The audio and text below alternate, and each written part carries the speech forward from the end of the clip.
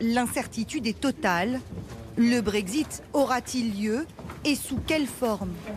En tout cas, la France se prépare. C'est la 5e fois que le gouvernement réunit les grandes entreprises. À Bercy, le ton est grave.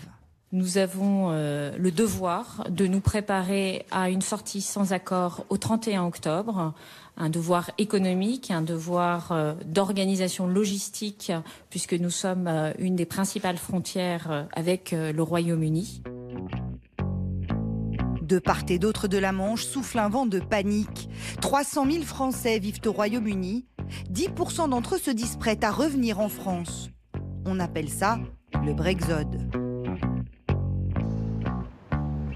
D'ailleurs, certains ont déjà pris les devants. Il y a 1 an, nous avions rencontré Aurélie, Guillaume et leurs 4 filles. Ils venaient de poser leurs valises à Paris, après 9 ans passés à Londres. Ça fait partie des bons souvenirs. Trop mignon. L'uniforme de l'école anglaise, regarde. Le petit blazer rouge. Guillaume est directeur marketing dans un grand groupe de télécommunications français. Il a dû rentrer car son employeur lui a fait comprendre que son avenir professionnel n'était plus en Angleterre. Je savais que si je voulais évoluer, ça se passerait en dehors de l'Angleterre, compte tenu de l'incertitude du Brexit, de la stratégie de l'entreprise.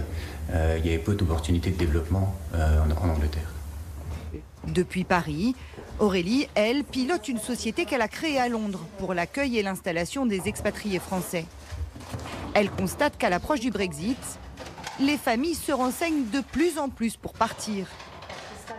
On a reçu plusieurs appels de, voilà, on est une famille française qui souhaite rentrer à Paris. Comment est-ce qu'on va faire pour les écoles? Quel quartier choisir? Combien ça coûte?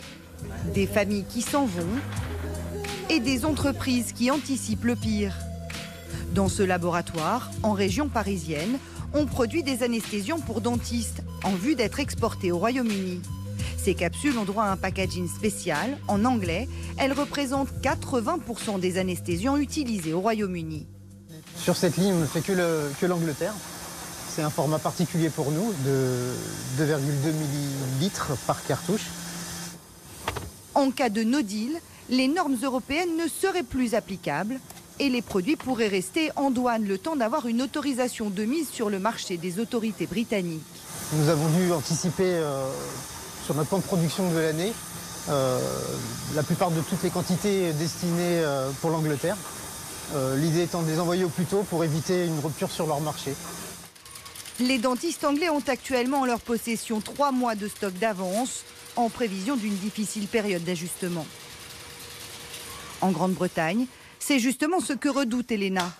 Pour faire face à d'éventuelles pénuries, cette Galloise a presque transformé son appartement en supermarché. J'ai de la nourriture, des affaires de toilette et des produits ménagers en bas.